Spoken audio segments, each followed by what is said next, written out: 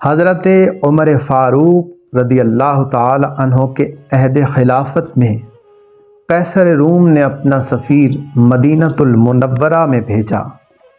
قاصد نے دارالخلافت الاسلامیہ مدینۃ المنورہ میں پہنچ کر لوگوں سے خلیفہ وقت کے محل کا پوچھا اور کہا تاکہ میں اپنا مال و اسباب وہاں تک پہنچاؤں۔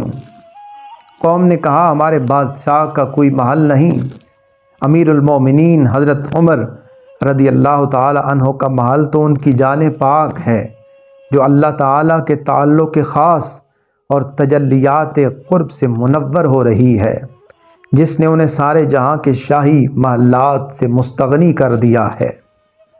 قاصد روم نے دل میں یہ سوچا، یہ کیسا بادشاہ ہے جو عام لوگوں میں رہتا ہے؟ اس کا کوئی حفاظتی دستہ ہے، نہ رہنے کے لیے کوئی عالی شان محل۔ راستے میں ایک اعرابی خاتون سے خلیفہ کا پتہ پوچھا تو اس نے کہا کہ آپ رضی اللہ تعالی عنہ قبرستان کے پاس ایک درخت کے نیچے آرام فرما رہے ہیں۔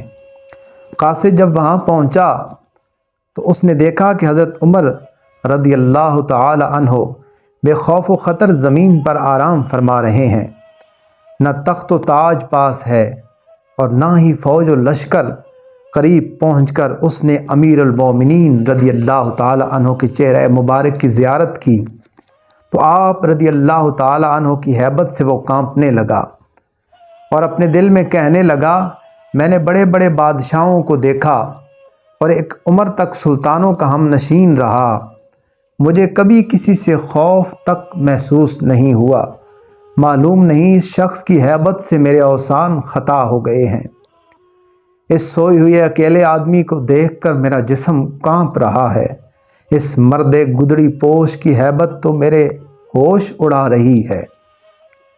یہ شخص بغیر کسی ہتھیار کے اور بغیر کسی فوجی پہرا کے زمین پر اکیلا سویا ہوا ہے۔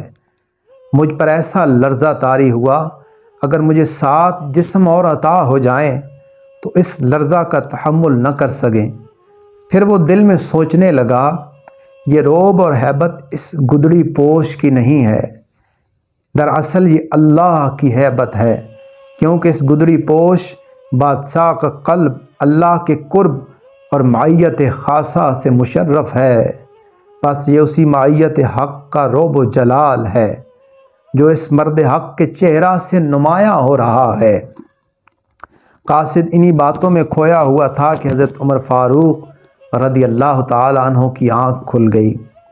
سفیر روم نے آگے بڑھ کر بڑے ادب کے ساتھ امیر المومنین رضی اللہ تعالی عنہ کو سلام پیش کیا۔ آپ رضی اللہ تعالی عنہ نے نہایت شفقت سے سلام کا جواب دیا، سفیر کو اپنے پاس بٹھا کر تسلی دی اور قیصر روم کا پیغام وغیرہ لینے کے بعد آپ رضی اللہ تعالی عنہ دیر تک اس کے ساتھ معرفت کی باتیں کرتے رہے۔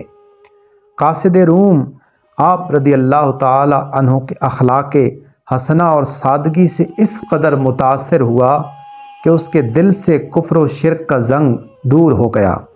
یہ قاصد حضرت عمر رضی اللہ تعالی عنہ کی صحبت کے فیض سے مشرف با اسلام ہو کر باطنی دولت سے مالا مال ہو گیا۔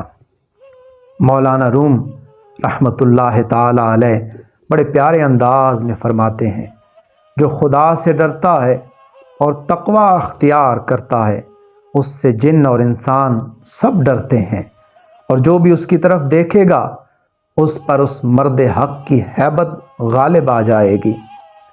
نگاہ ولی میں وہ تاثیر دیکھی، بدلتی ہزاروں کی تقدیر دیکھی۔ اس حکایت سے ہمیں درس حیات یہ ملتا ہے، جو لوگ اللہ تعالیٰ کے احکامات کی پیروی کرتے ہیں، اللہ تعالیٰ دنیا و آخرت میں ان کا مقام اور مرتبہ بلند فرما دیتا ہے۔